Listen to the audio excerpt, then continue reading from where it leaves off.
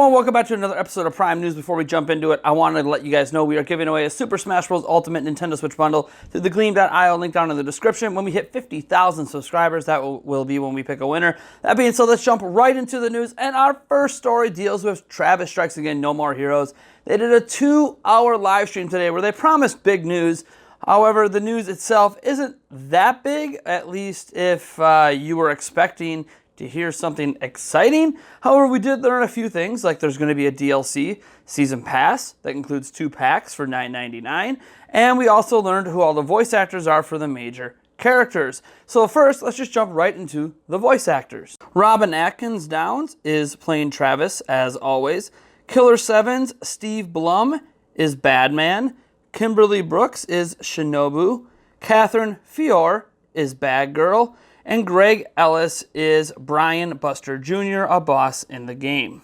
Now, don't get me wrong, I'm actually excited that the voice actors and actresses have gotten some recognition, but let's get into the season pass. Now, remember, Travis Strikes Again does release on January 18th, so let's talk about what do you get for an additional $10 that they're charging you before the game even comes out.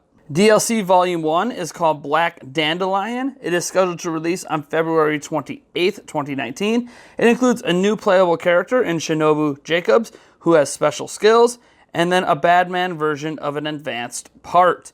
Then, the second DLC is called Volume 2, Bubblegum Fatale. It is scheduled to release on April 30th, 2019. It includes a new playable character and Bad Girl, who also has special skills. There's going to be an additional stage added in the Killer Marathon, and then there's a Travis version advanced part. Now, in general, I'm actually pretty stoked for Travis Strikes Again, No More Heroes. I actually really loved No More Heroes 1 and 2. This game's completely different. It's like it took everything those games were, forgot about it, and just took the characters and put them in these indie kind of worlds with this top-down battle perspective. But honestly, I do think there's some exciting stuff happening with this game. I'm a little iffy on the DLC pass being announced now, especially when they promised this 2-hour event where they were going to unveil a bunch of stuff, and now they're saying, oh, we're going to unveil more later. I don't really understand what they're doing with the hype cycle for this game. They're definitely not Nintendo, that's for sure. But you know what?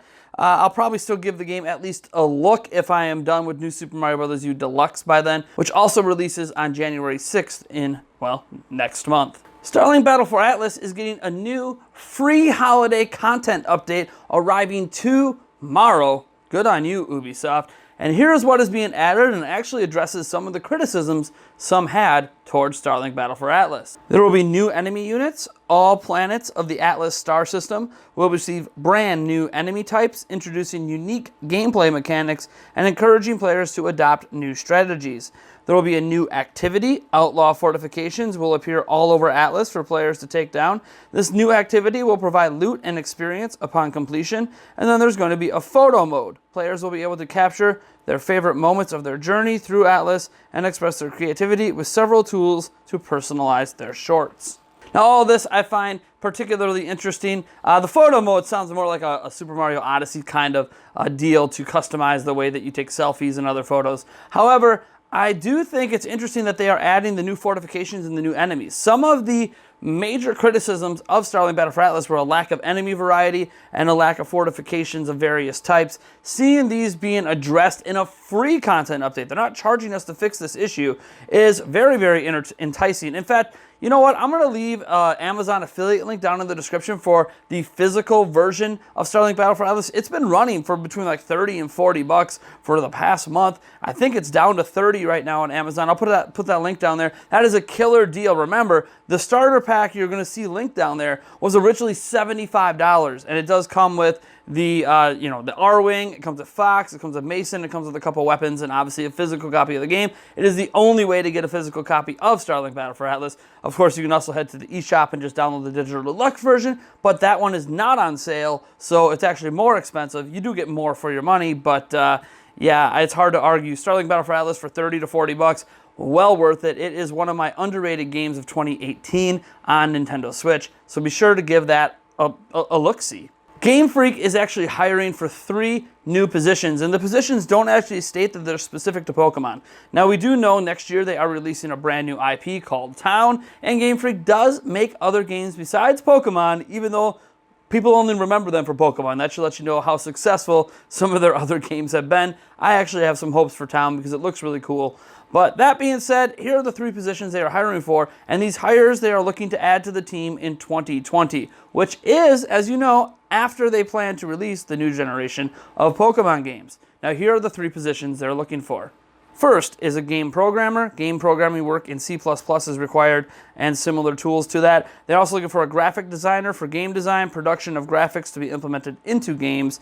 And then they're looking for a planner, which is operations mainly focusing on the planning of game software. Now, I find this to be very, very interesting just because I think these hires will be probably for the Pokemon team, and we'll be curious to see if they decide they want to continue the Let's Go line. Are they going to release a rapid fire like 3rd edition to the new generation? I don't know. Maybe it's for new games as well, but it's always exciting to hear a major entity that makes games basically for Nintendo, although they do some mobile stuff, is hiring more people to expand their roster. More hires usually equals to more games happening quicker, so we'll have to wait and see what Game Freak has planned in 2020.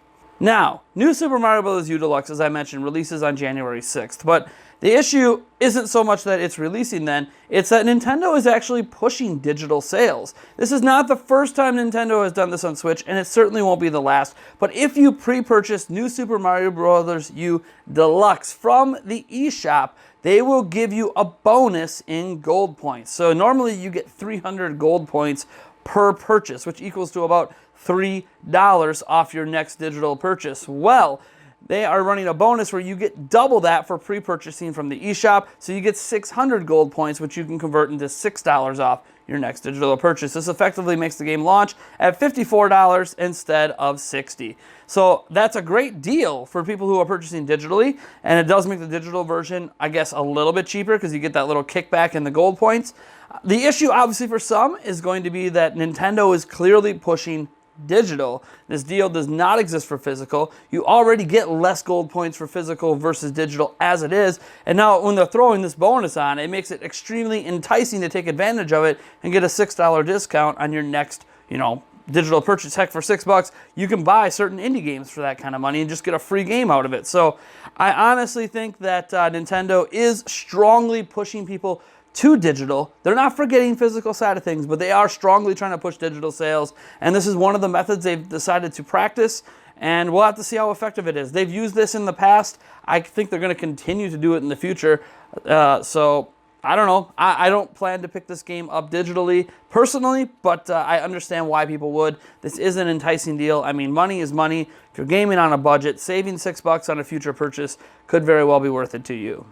Speaking of buying things, Super Smash Bros. Ultimate has sold 5 million units worldwide in the first 3 days on the market, according to Japanese news outlet Nikkei, who is saying that this is a combination of digital and physical. I couldn't exactly find who the source was, if it was from Nintendo directly. They have leaked stuff like this before. Heck, they've leaked exact game details and gotten it right. So we're inclined to believe these sales. Now remember, this is in addition to other news that came out, like the fact that Super Smash Bros. Ultimate is the best-selling home console Nintendo game ever in New Zealand and Austria. We know that it was topping the charts in the UK. We know that it has sold 1.6 million already in Japan. We know it's moved over 3 million in the first 11 days in the United States. So hearing the 5 million number in 3 days isn't really that shocking. It's probably well past that at this point. You're probably looking at 7, 8, 9 million. I mean, it's potentially might hit 10 million before the end of the month worldwide. What I think is a little more surprising about this news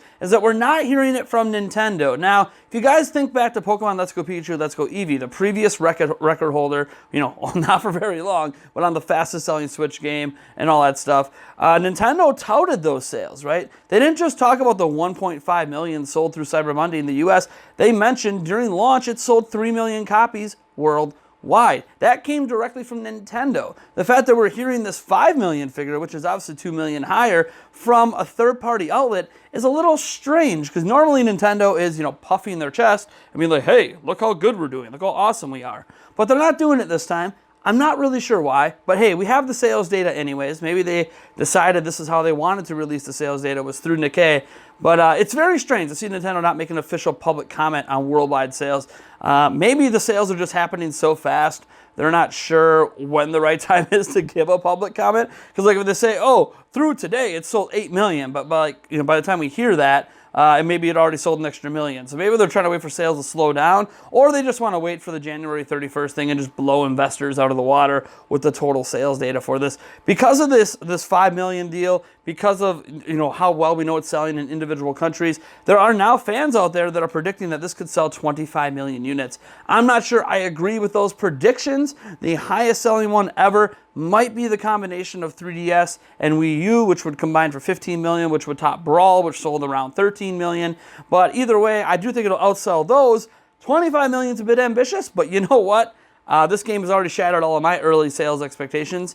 I don't know that it shattered Nintendo's, because Nintendo stuck to their guns on the 20 million Switch units, probably knowing that Smash Bros. Was going to be basically potentially their most successful game ever on Switch. So, I mean, right now the biggest success was Super Mario Odyssey and Mario Kart 8 Deluxe, followed closely behind by Breath of the Wild. I think this game's going to shatter those, and by the end of January, actually be the best-selling Switch game of all time. I think Pokemon might creep up to 10 million as well, slowly by like summer next year. I don't know how much past 10 it's going to go. My sales predictions for that were obviously not as right, not right. Let's just say not right, but that's okay. It's still selling pretty well, and it has the most money made from like an individual game that wasn't Pokemon Stadium that launched at $80 a pop. So definitely not the most unit sales though, that's for sure.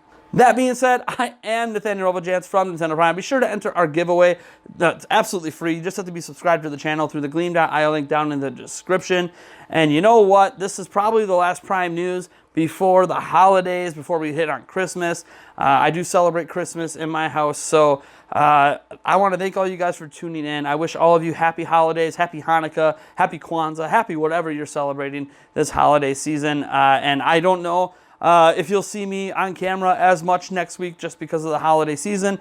I have a few videos in the works, but we'll get into that on Prime Answers for tomorrow. But thank you guys so much for tuning in and all of your support. You guys make what I do possible. And yeah, I'll see you guys in the next video.